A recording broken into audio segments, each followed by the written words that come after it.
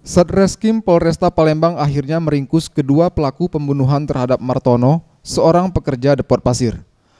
Menurut informasi yang dihimpun, aksi keji yang dilakukan dua pelaku, Aryo dan Fuji, lantaran tersulut dendam.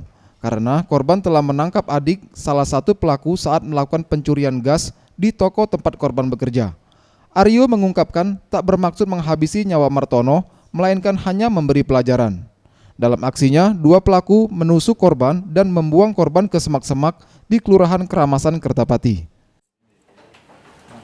Adik aku di Adik kamu? Siapa nama adik kamu? Nanda. Ngapa dia adik kamu? Ada masalah dengan bapak. Ya masalahnya apa pernah dikatui apa? Tapi berkas aku pengen juga. Masalah pernah ngambil dia kan jago bapak pernah ngambil barang bapak. Oh pernah diserah ke Taruh polisi juga ya? yuk.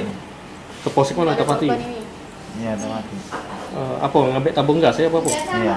Oh jadi kesel kamu tuh? Iya. Tim Liputan Sriwijaya TV.